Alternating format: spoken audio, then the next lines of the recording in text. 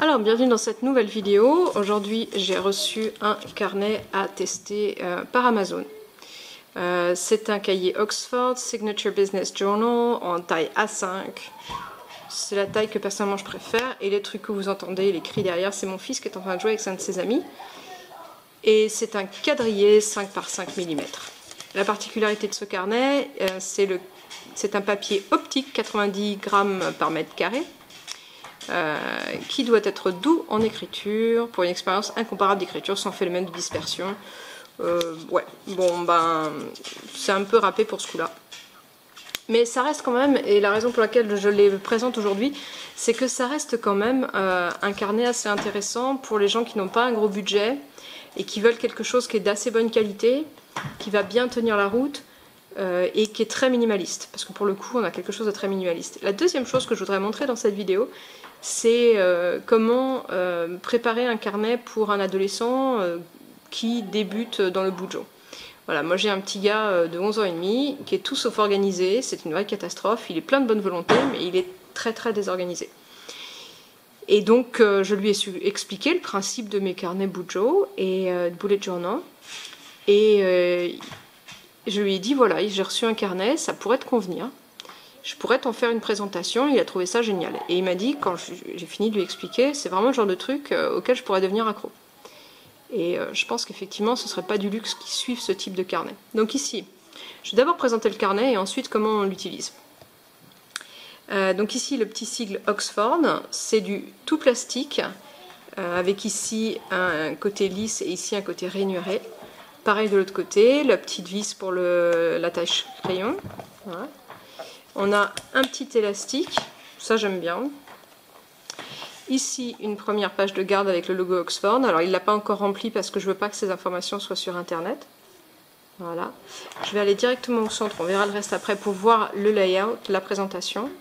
Donc ici on a quelque chose qui tient bien à plat sans aucun problème, quelle que soit la page où on l'ouvre. Il y a un très discret petit signet.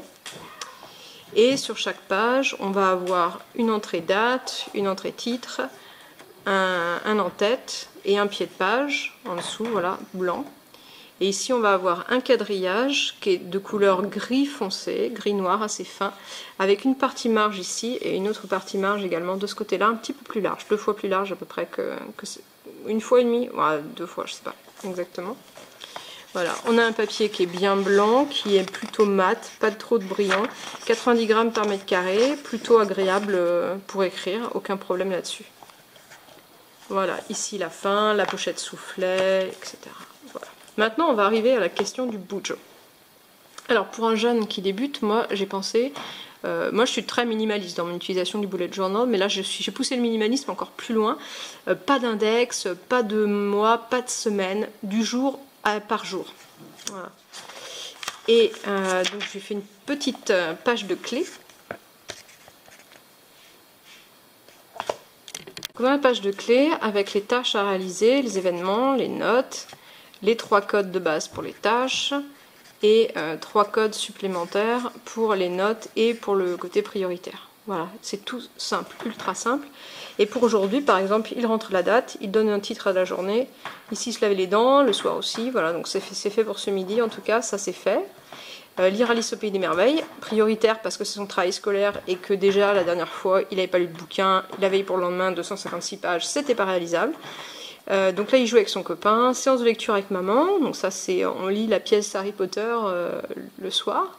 Et ça, comme je l'ai dit dans ma vidéo en anglais, je conseille vraiment aux gens. La plupart du temps, on lit aux petits-enfants, mais c'est toujours très sympa de lire avec des ados aussi. Et c'est vraiment des moments très agréables. Évidemment, on n'a pas la télé, hein. Ceci aidant. Jouer aux fléchettes. C'est vrai que le bujo d'un enfant, c'est quand même plus cool que celui d'un adulte quand même. Hein. Et lire un livre sur Albert Einstein. Donc là, il a très envie de lire un thriller de J.R. Dos Santos sur qui s'appelle La Formule de Dieu, sur les recherches d'Albert Einstein. Voilà, ça l'intéresse beaucoup, il a très envie de lire ça. Et voilà, l'idée c'est, je fais pas comme dans le bullet journal classique, je mets pas une deuxième journée ici, une troisième là, c'est vraiment un par page, peu importe la perte de papier. Lui, ce qu'il va faire, c'est un par page pour être bien organisé, de manière à ce que ce qui n'a pas pu être fait puisse être déplacé au lendemain, au surlendemain, etc. Voilà, en tout cas, une petite suggestion d'un bujo minimaliste qu'on peut faire avec son petit bonhomme. ou sa petite bonne femme. Ça dépend de ce qu'on a à la maison, moi j'ai un petit bonhomme. Voilà, j'espère que cette vidéo vous a plu, qu'elle vous a intéressé, et puis à partir de maintenant, bah, c'est le petit monsieur qui va récupérer son bougeot et le remplir chaque soir pour le lendemain.